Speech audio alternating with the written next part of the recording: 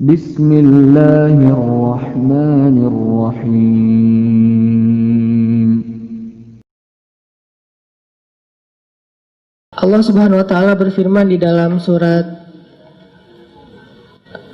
kalau tidak salah, Al-Ma'arij, innal insan khuliqa halu'a idza massahu syarr jazua wa idza massahul khair manu'a. Manusia itu labil. Idza massahu syarr jazua wa idza massahul khair manu'a. Emang kayak gitu, manusia itu labil. Terus recovery kelabilannya tuh kayak gimana? Ternyata recovery itu akan cepat dan bertahan kalau kita belajar, yakin, dan berpegang teguh kepada Allah. Cepat recovery-nya, teman-teman. Para sahabat Nabi itu, gimana pun mereka soleh, mereka tetap manusia, kadang emosional juga, tapi recovery-nya cepat.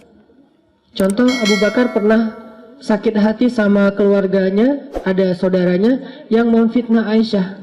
Dia nuduh Aisyah itu selingkuh. Sakit hati kan Abu Bakar? Akhirnya karena Abu Bakar sakit hati, Abu Bakar pun bersumpah. Abu Bakar posting juga, kata Abu Bakar, demi Allah, saya nggak bakalan ngasih lagi pertolongan dan bantuan kepada orang itu selama-lamanya. Kenapa? Udah terlanjur sakit hati sama dia. Bersumpah Abu Bakar, nggak akan nolongin dia lagi. Ternyata Allah komen di postingan itu. Apa komenan Allah? Janganlah seseorang yang diberikan kelebihan harta di antara kalian, surat An-Nur, bersumpah untuk tidak membantu saudaranya. Maafkanlah, berlapang dadalah. Tidak sukakah kalau kamu Allah mengampuni dosa-dosamu? Ala tuhibbuna ayyaghfirallahu lakum? Akhirnya ketika Abu Bakar baca komen ini, astagfirullahaladzim, langsung Abu Bakar delete postingannya. Posting baru, mulai sekarang saya akan bantu dia 2 kali lipat. Allah langsung first like, ya. Itu yang terjadi di dalam surat An-Nur. Kenapa Abu Bakar sedih? Karena beliau manusia. Kenapa Abu Bakar sakit hati? Karena beliau manusia. Sesoleh apapun tetap aja dia manusia. Cuma recovery-nya cepat. Kenapa? Karena berakadnya dengan Allah, bukan dengan makhluk. Kalau kita berakad dengan makhluk, susah recovery-nya. Tergantung orang itu. Kalau kita berakad dengan Allah, cepat recovery-nya. Karena Allah Rahimun, Rahmanun, Karimun, Jawadun. Allah itu maha baik. Misalnya kita marah sama orang lain, terus kita maafin dia. Apa akad dengan Allah? Nanti Allah maafin saya. Makin besar dosa orang yang kita maafin, makin besar dosa kita yang dimaafin sama Allah. Dosa apa yang paling besar yang dilakukan seseorang kepada kita? Tadi ditikung. Ustadz, nggak mudah Ustadz maafin yang kayak gitu-gitu Ustadz. Saya tuh udah berusaha ya selama 5 tahun. Di tahun ke-5 ternyata gagal gara-gara dia. Padahal dia datangnya cuma beberapa bulan terakhir. Kenapa bisa nikung? Dia teman curhat kita. Kita curhat ke dia, ternyata dia dapat info dari kita, dia jalan duluan. Kan sakit banget tuh. Makin sakit, makin berat, makin besar dosa yang kita maafin dari orang lain, berarti makin besar dosa kita yang dimaafin sama Allah. Minimal 10 kali lipat. Itu akadnya, sehingga jadi ada motivasi untuk memaafkan orang. Ya udah deh, saya maafin biar Allah maafin saya. Emangnya kita nggak punya dosa? Kalau kita mau ngitung dosa kita, nggak usah jauh-jauh. Dosa sholat aja kita udah banyak tuh. Kita udah ninggalin sholat sejak kita balik usia 12 tahun. Kan kita dulu sering ngerasa 12 tahun tuh masih anak kecil ya, sehingga sholat suka belang-belentong gitu, nggak rapi. Kadang sholat, kadang enggak. Yang rajin cuma sholat maghrib doang ya. Isya subuh udah kelewat. Terus pas udah ABG dikit, usia 17 tahun masih sholat, cuma sering menjamak. Subuh dijamak dengan duha misalnya. Sholat juga subuh, tapi jamak. Dan itu istiqomah banget loh. Jadi dari bab sholat aja kita udah bermasalah, udah banyak dosa nih. Gimana mau amal-amal yang lain? Berarti caranya gimana? Maafinlah kesalahan orang yang lain supaya Allah maafin kesalahan kita. Akadnya sama Allah, recovery-nya gampang.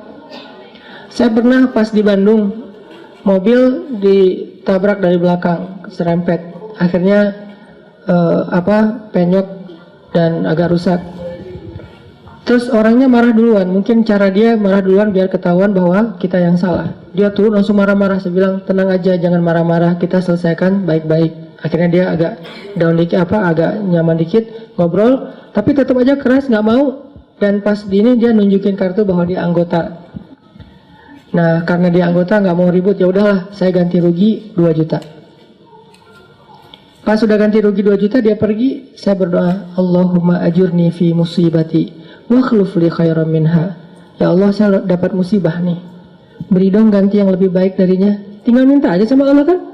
Akhirnya yang tadi kita udah kayak ngerasa sedih banget gara-gara kita udah mobilnya rusak, harus bayar ganti rugi orang lain yang salah lagi tuh, karena dia mungkin pakai kekuasaannya daripada nanti ramai dan makin besar, habisnya udahlah 2 juta. Tapi minta ke Allah gantinya 20 juta. Lebih baik dari yang kita berikan. Gak lama seminggu kemudian benar-benar Allah ganti 20 juta cash. Bukan sedekah, jangan selalu menerjemahkan keajaiban itu dalam bahasa sedekah. Bisa juga dapat usaha apa, jualan apa yang keuntungannya banyak. Kayak saya dulu di Mesir jualan bakso. Kalau ada acara-acara kayak gini nih saya ngeliat teman-teman di Jepang kayak nostalgia lagi kondisi dulu di Mesir ya. Lagi ada acara mahasiswa Indonesia di sana namanya PPMI gitu. Saya jualan bakso, tapi saya nggak bisa bikin bakso, teman yang jualan. Terus saya bilang, ya udah kita bagi hasil aja ya, bagi 2, kamu 30%, saya 70 gitu. Dia mau, alhamdulillah dia bikinin, terus saya ini jual, terutama buat acara mahasiswa Malaysia. Kenapa? Karena menurut saya orang Malaysia nggak bisa ngebedain bakso yang enak sama yang enggak. Soalnya di Malaysia nggak terlalu banyak kan. Kalau di Indonesia kan banyak tuh bakso. Akhirnya jual ke Malaysia. Nggak terlalu enak juga, mereka, wah enak Pak Cik, tak apa-apa gitu ya. Udah jualan. Kalau orangnya enakan. Orangnya nyaman gitu, saya kasih baksonya banyak. Kalau orangnya mukanya agak-agak kurang nyaman, kasih aja 2 lah. Nggak usah banyak-banyak datang. Pak Cik, mau bakso? Oh ya, kasih 10. Datang lagi, diam-diam, mau apa? Bakso, kasih 2. Pas, kok beda? Beda banget ya. Wajahnya beda gitu. Kalau yang datang macet 15 lah gitu ya. 15 macet, 15 mah. Untung nggak? Untung tetap alhamdulillah. Jadi kenapa? Karena kita berakatnya ke Allah. Kalau hilang sesuatu, Allah yang ganti. Saya pernah mau acara sholat tahajud malam-malam. Acaranya jam 2 malam, saya baru bangun jam 2. Telat kan, akhirnya panik, nyamber HP, jatuh, pecah layar depannya, udah nggak bisa kepake. Itu HP sekitar harga 2 juta lah. Jatuh, langsung, ya Allah beri saya ganti yang lebih baik. Dan ini juga jatuh bukan apa-apa ya, karena pengen tahajud, pakai diomongin lagi. Terus berangkat nih, pulang-pulang jam 10 pagi Allah ganti dengan, waktu itu baru keluar tuh Note 5, harganya 10 juta. Diganti cash. Kadang Allah nggak gantinya dalam bentuk fisik, dalam bentuk nominal, dalam bentuk sesuatu yang materi, tapi diganti dengan yang lain, kebahagiaan. Mungkin kita kehilangan sesuatu, hilang motor, tapi dapat jodoh. Mau mana? Pilih yang mana?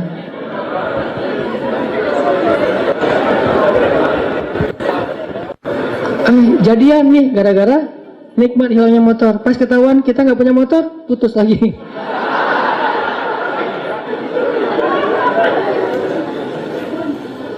Belajar berakat sama Allah teman-teman. Itu rahasia kalau kita pengen. Karena Allah itu nggak pernah, pertama ingkar janji itu nggak pernah. Innallaha la yukhliful mi'ad, nggak pernah ingkar janji. Kedua, Allah itu nggak pernah misalnya, maaf ya lagi sibuk, nggak ada tuh. Kita WA Allah terus nggak dirit, itu nggak ada ceritanya. Contreng 2 sih, cuman nggak biru-biru, nggak dirit lama gitu. Allah ngapain sih online berkali tapi yang saya emang nggak dirit misalnya. Itu manusia banget. Allah nggak kayak gitu. Kita baru nulis, ngirim, Allah langsung typing. Bukan cuma dirit, langsung balas. Nggak mungkin Allah tuh ngebiarin kita minta terus nggak dibayar, nggak dibalas lama. Nggak mungkin. Dan nggak mungkin juga Allah misalnya habis pulsa, habis kuota, itu nggak ada. Ala kulli syai'in qadir, maha kuasa atas segala sesuatu. Jadi kayaknya paling nyaman berakat itu sama Allah. Cuman kita harus ngerti cara Allah bermuamalah dengan kita. Tidak selalu materi, karena buat Allah materi itu nggak berharga banget. Kalau seandainya berharga, pasti Allah ngasih semua kita kekayaan. Tapi ternyata orang soleh nggak semuanya kaya.